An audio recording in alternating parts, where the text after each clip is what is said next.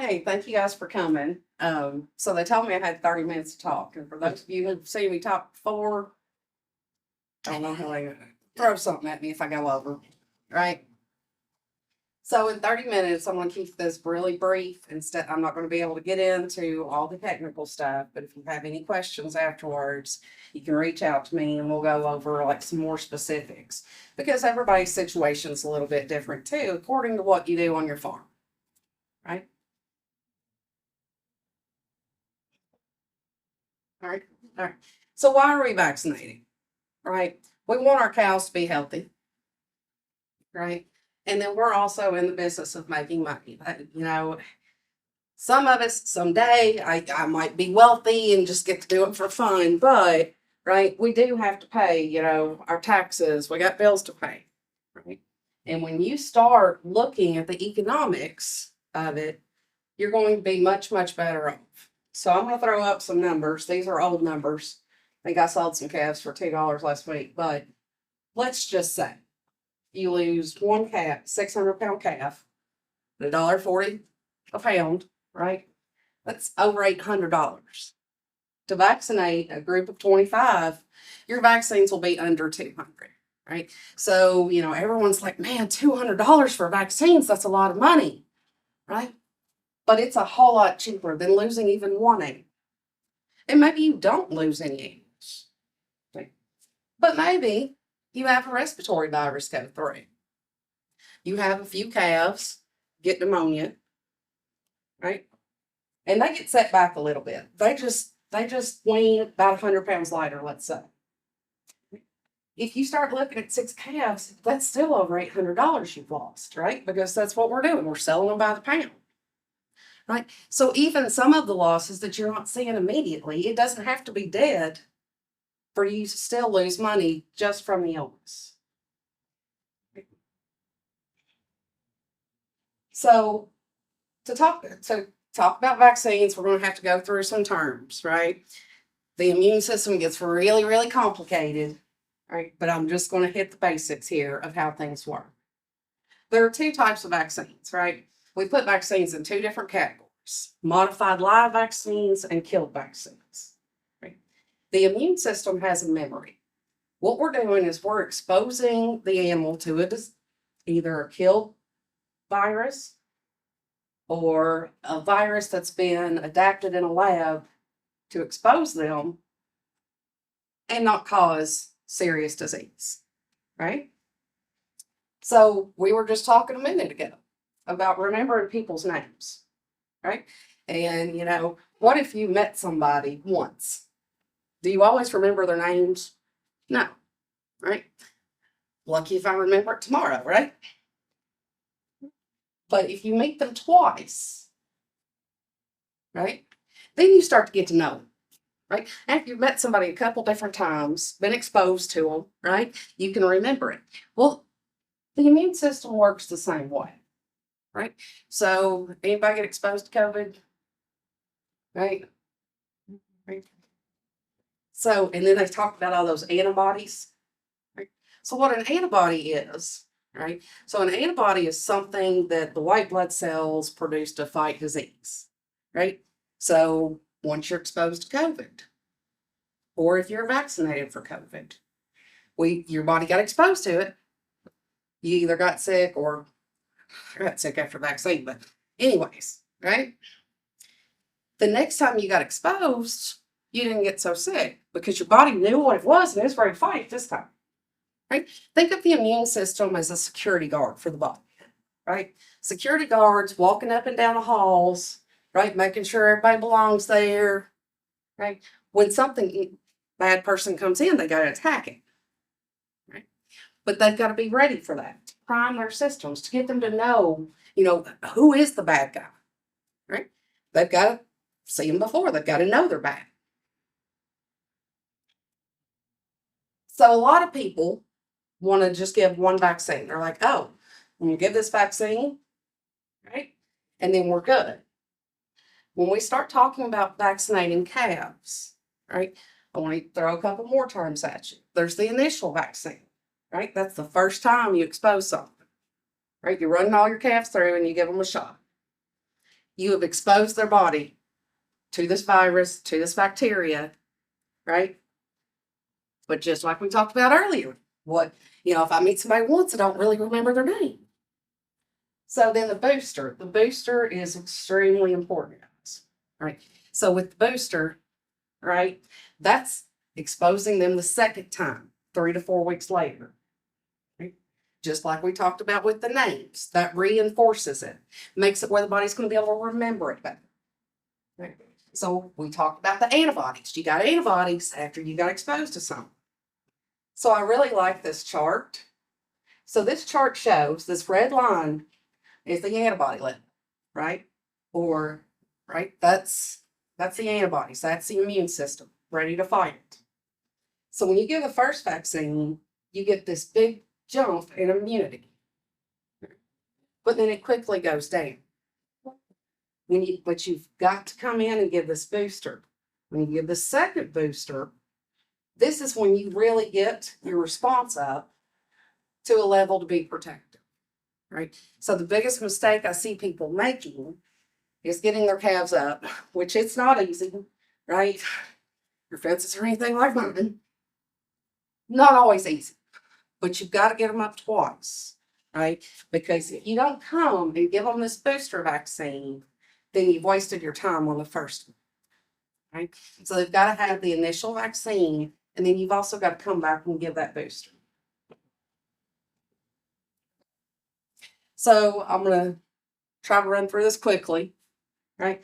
I divide these diseases into 3 major categories. The first category is the respiratory vaccines, right? Anybody ever had a calf shipping fever? Right? It's what they used to call it. In the early days, we didn't know what it was. They just got a respiratory disease after they've been through the stockyards or shipped. But through the years, we've identified viruses that cause it. So the ones that are most common, infectious bovine rhinotracheitis. We call that IBR, right? We usually write abbreviations. Parainfluenza, bovine respiratory syncytial virus. These are all viruses, right? Just like us getting a respiratory vaccine. What are the symptoms, right?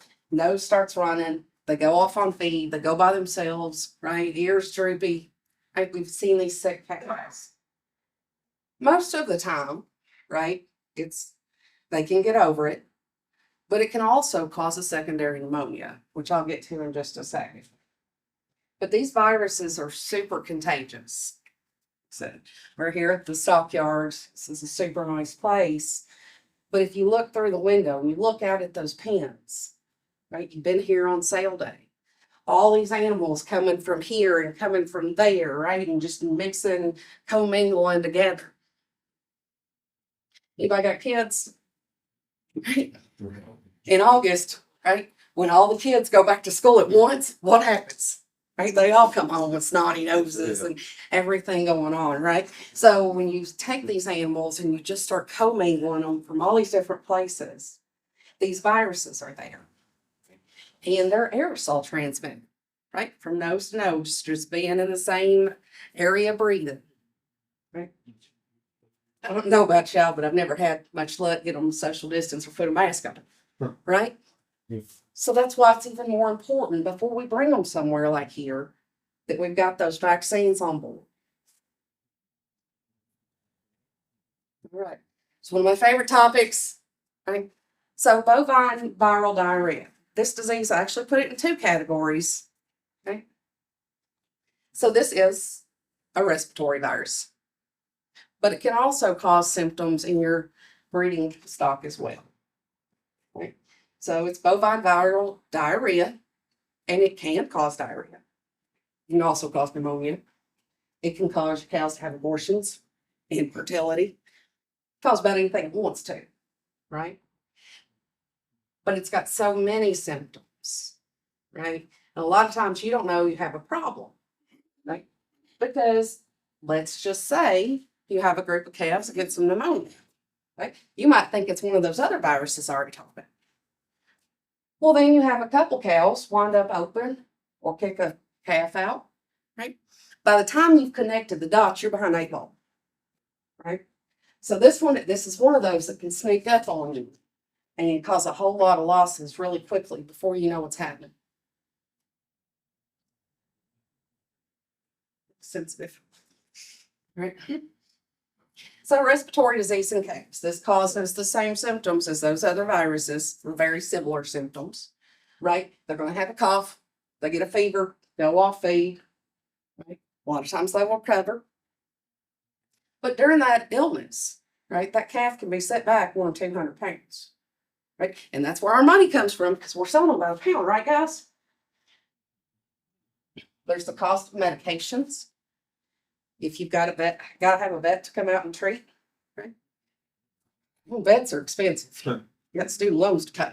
I'll tell you about it. Right?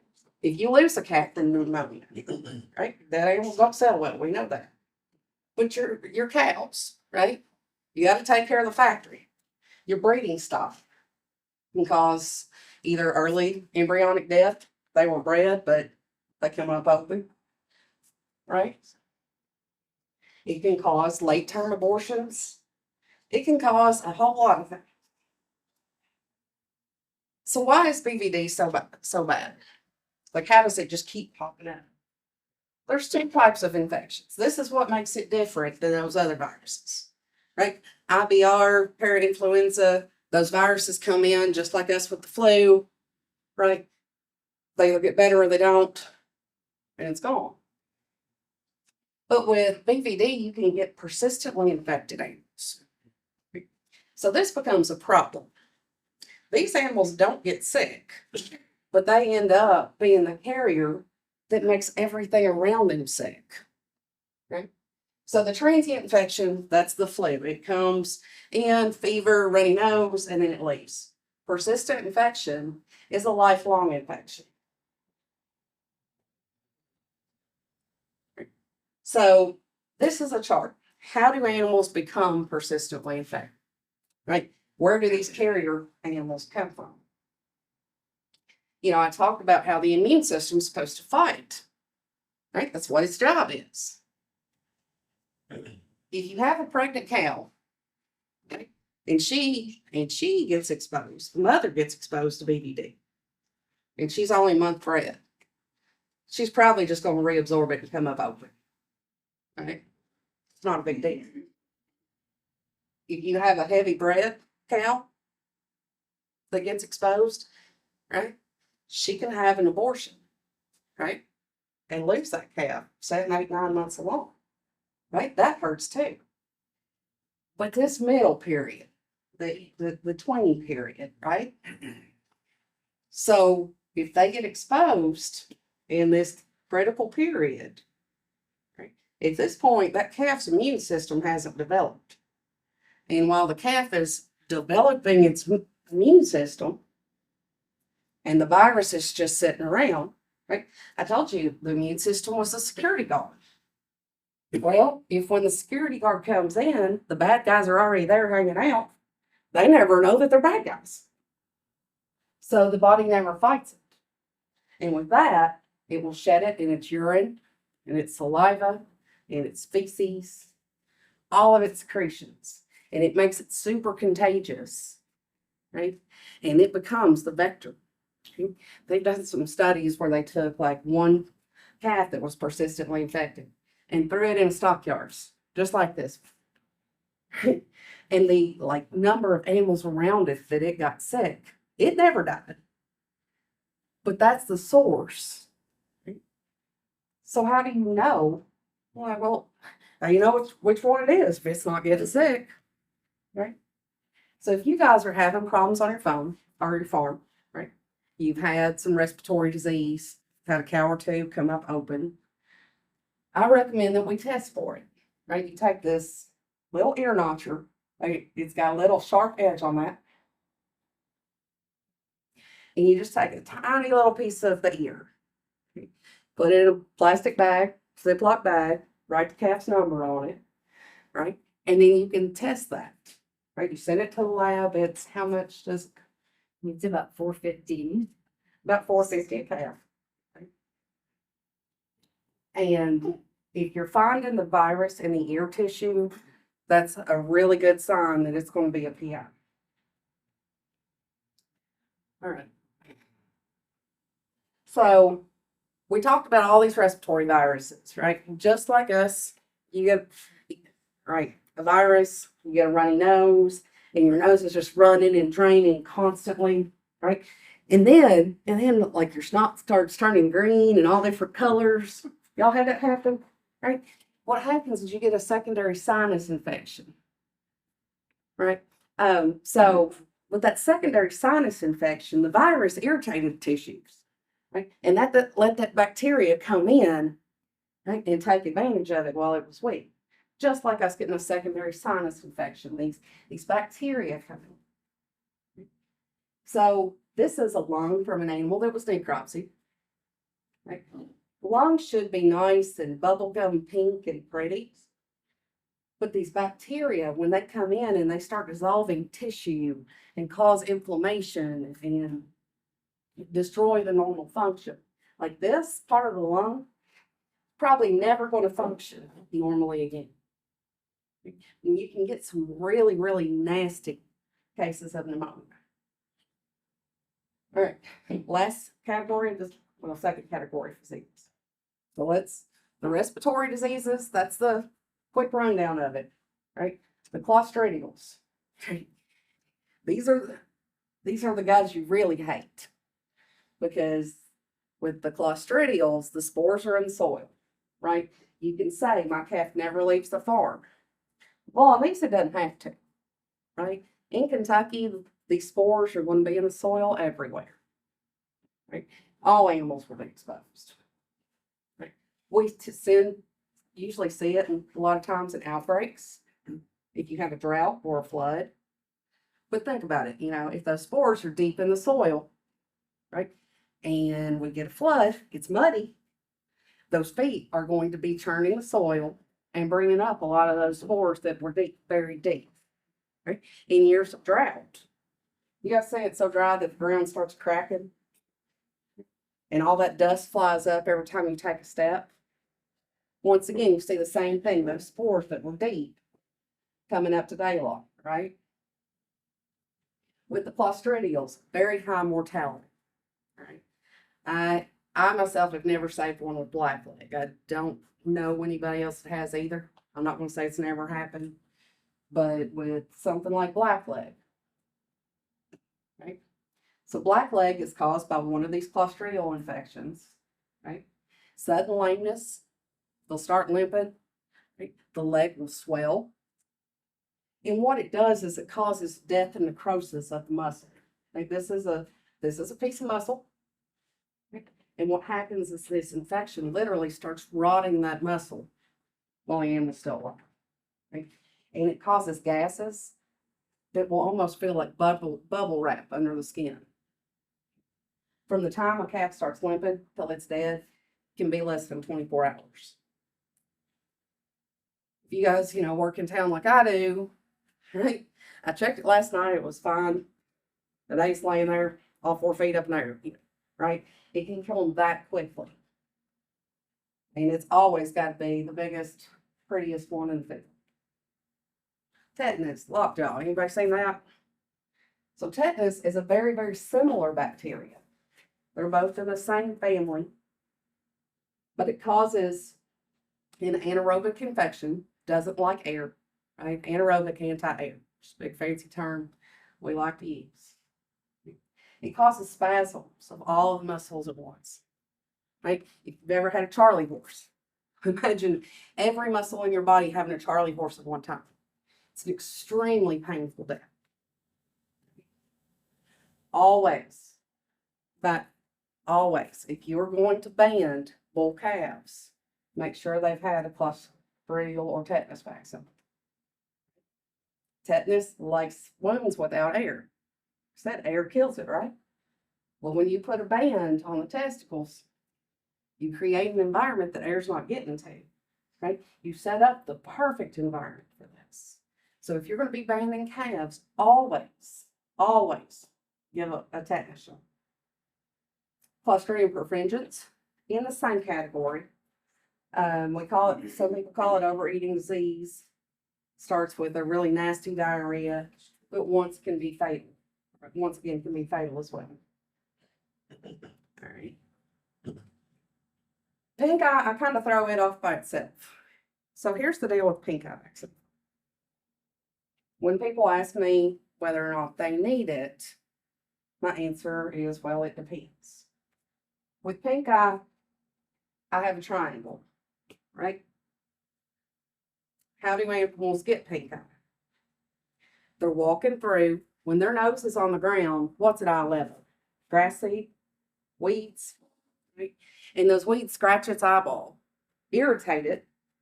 Now, what did I say? Irritated tissues like bacterial infections. So once you get that irritated tissue, a fly carrying that bacteria comes, lands on the eyeball, and you get your pink eye. So I put it as a triangle. My rule of thumb is if you can control 2 of these 3, you're good. Right? 1, bush hogging. If you knock those weeds down, you're not going to have the grass seeds or the weeds scratching it. So the tissue is going to be healthy. If you can have really good fly control, and those flies aren't bringing the bacteria to it, you'll be fine. Right? If you can, like I said, be religious on your bush hogging, fly control, right? You might not need the vaccine.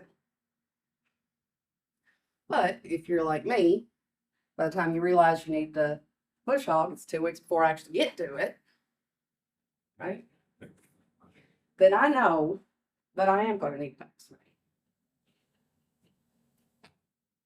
Right? So cows and heifers, right? So this is my last category. A lot of the respiratory diseases, like I talked about with BVD, can also cause reproductive diseases, right? Anything that causes a fever, in theory, right, can cause them to lose the calf, right? Mama gets sick, right? Regardless of what it is, right? The baby can be in jeopardy as well. Killed vaccines are generally safer on our pregnant calves because I talked about that modified live. Modified live is actually exposing them to a mild form of the disease, but you're still giving them a mild form of the disease. So there's always a chance it can cause, the modified live can cause abortions. Not always, but that potential is there, right? So killed vaccines are much safer on our pregnant, right? And when you have your cows properly vaccinated, right, and their immune system's good and revved up, all those antibodies are going to go straight through the colostrum to that newborn calf that needs it, right? So on some of these, adult cows don't get blackleg that often, but their calves can. And if you can get those antibodies going through the colostrum, you've skipped a step, right? That will protect the baby for several months until about weaning time. Right? So there's just a few more diseases I want to throw out, right?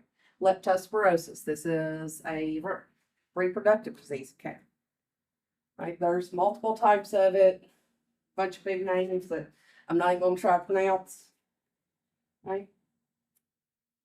These diseases can cause abortions in our cows. Vibrio is caused by Campylobacter. Once again, it can cause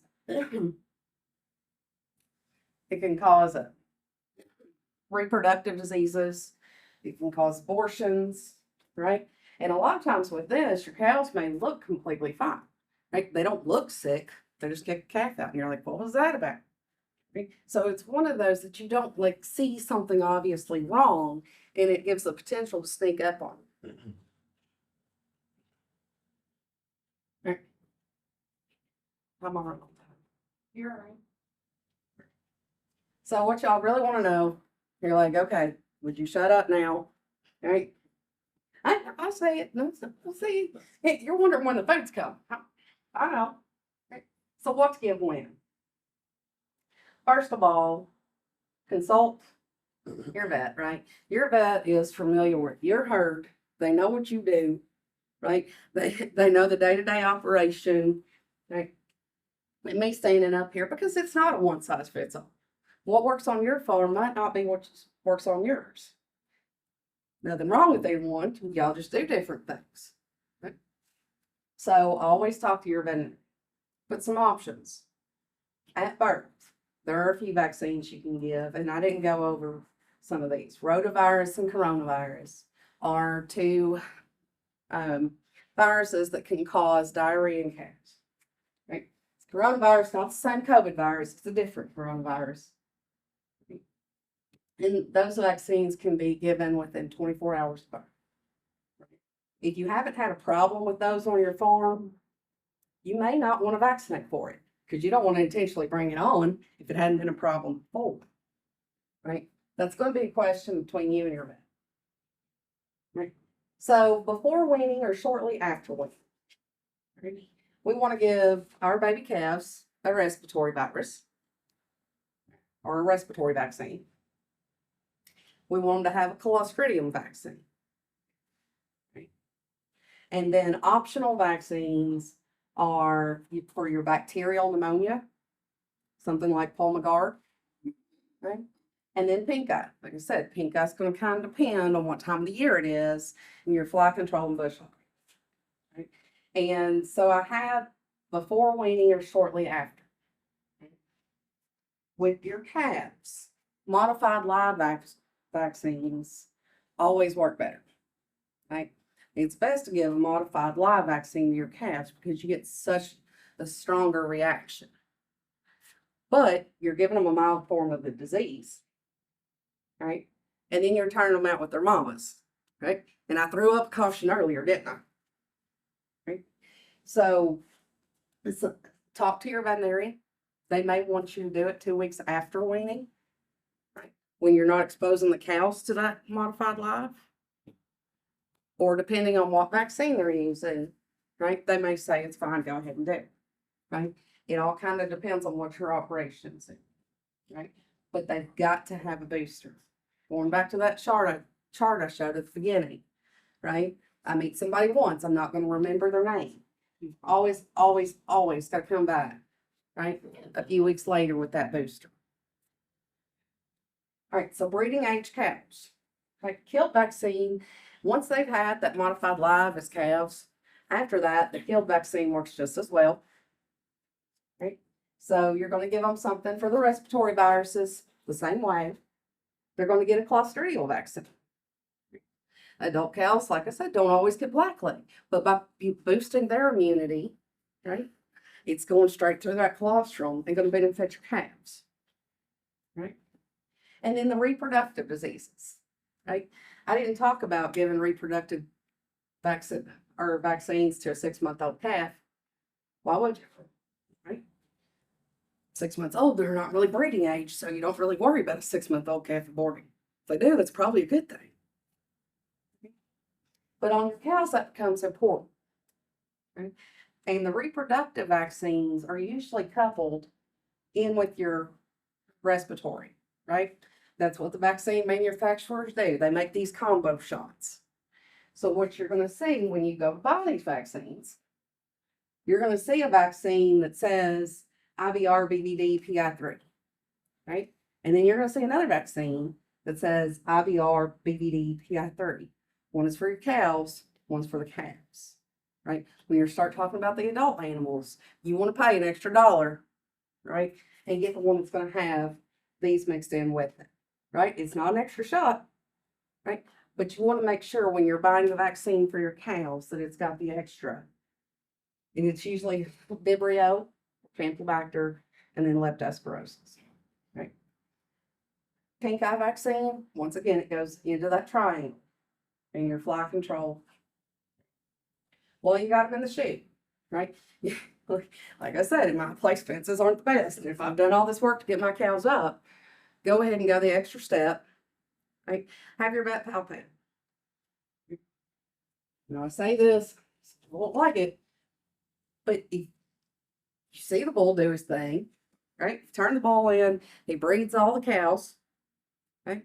If you're not getting them pregnancy checked, you're gonna feed all those cows for a year, another 9 months. And if one of them doesn't calve, you've sat there and fed her all winter. You paid for hay, and she didn't pay the rent. Right? You got to think, right? You only got so many acres, so much grass. Her having that calf, that's her rent payment. That's her room and board right there. So if you feed her for an entire year, she doesn't have a calf. You're like, what? Right? But if you can catch that early and get rid of her, you've saved several bales of hay over the winter. Or even worse disaster. You turn the bull out and you saw him do his thing and you're rolling along thinking everything was great, right? And he wasn't fertile. So then half the girls were freeloaders. That really hurts, right? You're sitting there expecting 30 calves and you got 15, right? Lots of things can happen in a year's time, right? That bull, most of the year, he's sitting off in a pen by himself, just, living a life, right? We turn him out, he does his thing for a couple of months, right? And it's over. But a lot can change in that 10 months that he was sitting there. Just because he was good last year doesn't mean that everything's going to check out this year. And that's probably the worst case scenario, is half your cows don't get bred. Right? And you don't always know it. Castration. Right, you're running your calves through. Right? We always want to castrate our bull calves. And genetically, we have bred these animals to grow faster, be bigger, and be more fertile. Right? We want our cows to be fertile. But now I'm seeing a lot of these heifers that are coming in at 5 or 6 months of age. So if you waited till weaning 6 months to castrate your bull calves, he might have bred some of the calves around it. It's possible, and it happens. Some of the worst train wrecks I've ever seen, trying to get 90-pound calves out of 800-pound heifers. Right? They don't work too well. Right? So, right, ideally it's done before 4 months of age. I actually saw a research article that said if you wait until calves are 6 months, 7 months to castrate them, they never catch up with the growth rates of the calves around. If you can do it before they're 4 months old, it's a whole lot easier on them, right? Right? Because they start, puberty right around weaning. And if you can castrate them before 4 months old, they didn't even know they were there yet, right? Whole lot easier. Okay. That's it. Any questions for me? I have a couple questions. Yeah. Which I maintain my girls, I call them girls. Yeah. And the question that I have is that what effect it's beginning to be breeding season now. Mm-hmm. What effect does any of the antibiotics have on her take? In other words, when I'm saying when the bull is out there, does it have effect on vaccines? Yes. So it depends on which one you use. Now, killed vaccines, I said, is safer. Killed vaccines usually not going to give you that much of a problem. But those modified live, where I said you expect that modified live can actually cause them to be infertile for 1 to 2 months, about 30 days Right. at least. So I want them vaccinated at least 2 months. So Don't give them a modified live within a month of breeding. So if you're really gonna do it, you need, I would say the window would be like before, okay, the breeding season, say you can put your bull out in May. If you're gonna do all, the best way to do it is do it in April. Back up 30 days. So yes, and like I said, all this is, you'll talk to your vet. But also if they've had the modified live in the past, at that point, once you've primed the system, the killed vaccine is gonna be just as good. And it's a whole lot easier to deal with in breeding animals. Now, if they've never had a modified live before, then yeah, you're going to want to back up and make sure they're vaccinated, right? What A couple months. now? This also, what effect does that have on the bull? Because he's the dominant species. You got to have him, Joe. Right. He's the main. So same thing. I don't know if there's been research on like its exact sperm concentration. Now, I have heard that you got, in other words, I have heard, if you're gonna turn your boy, like, he's got to have his before, so many days before he goes with them, because Right. I heard it affects him in some. Yeah, way. at least 2 months, because the process from when he starts making a little sperm cell till the time it's ready to come out is about 6 week period, right? And heat will drop sperm counts. Like can even affect bulls in the heat when it's 95 in the summertime. I mean, some of these bulls it can affect their sperm count as well. But if they get a fever, right? If you give them a vaccine and they run a little bit of a fever, like that's going to affect his sperm production. So once again, on the bull, just like the cows, I don't want to do it within a month or I would- 6 weeks breeding. Like I wouldn't do that. Anything to add? You say just follow the label, because all of those drug companies have done Right. all that, but yeah, I see your point.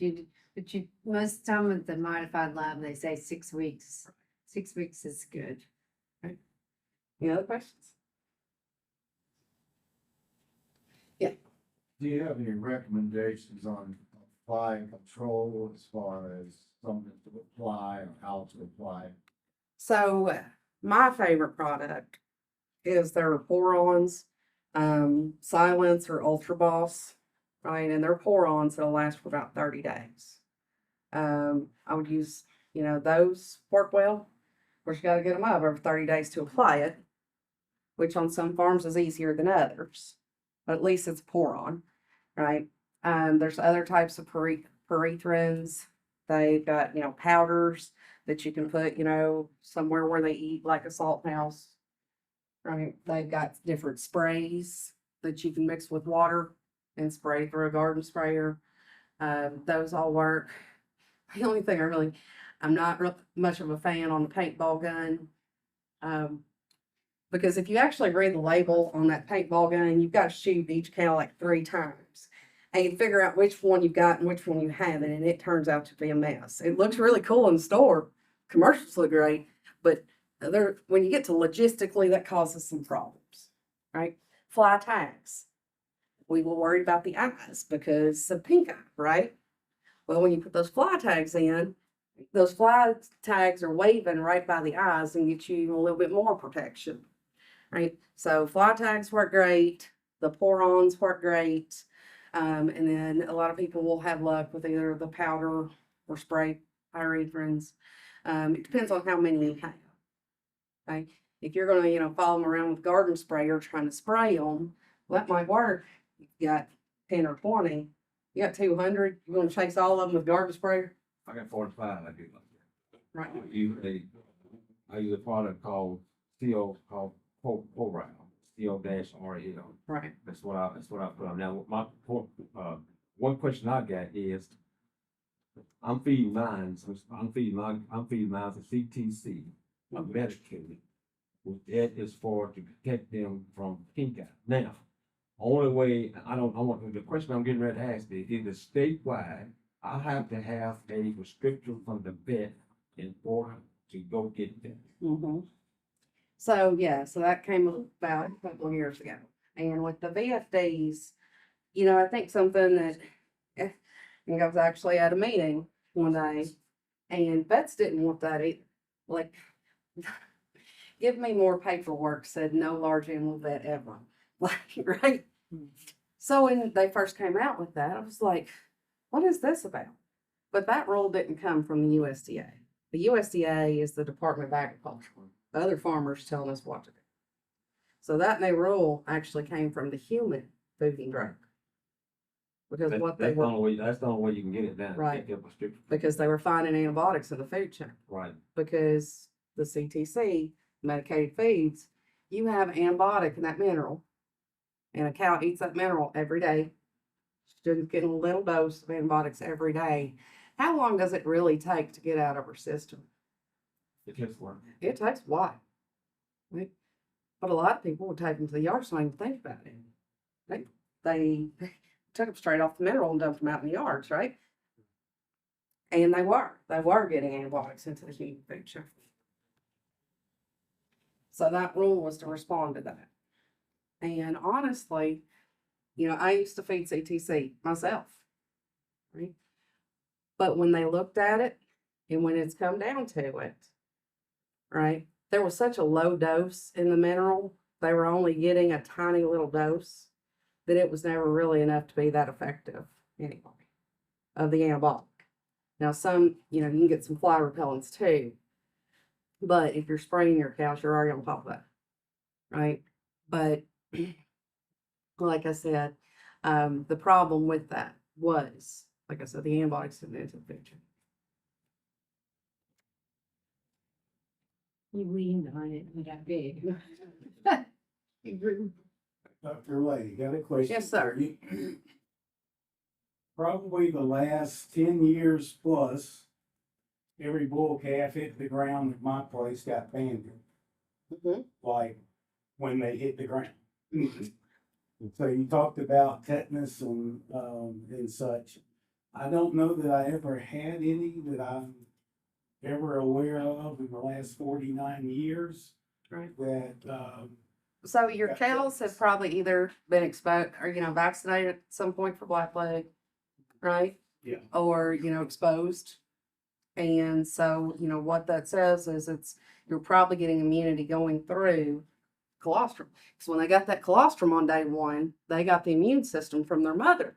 So if she'd been exposed to blackleg or vaccinated, right? They immediately took in her immunity at birth, right? But now that immunity will only last about 4 or 6 months, Mm. right? So if you're banning them when they're like 6 months old, a whole different ballgame than that. when Is we it that- find them and they're on the ground, born that morning or last night, there's a banded. Right. And the other thing too, you haven't had a problem yet, like blackleg. I had people Haven't that won tell. the lottery yet either. It's coming. Well, I mean, that's true, right? And, with blackleg, that's kind of the way it rolls.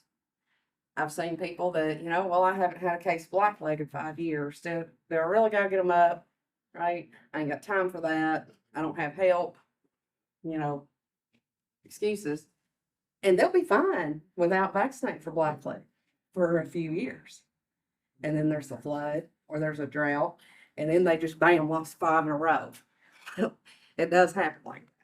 So just because you haven't had a problem yet, doesn't mean you won't. But, if you're doing them with your young calves, if your cows are vaccinated, the reason that's not as big of a deal is that first few months they're riding on mama's immunity. They on the street, they're saying. Anything else? Am I staying between y'all and food? All righty, that's all I got.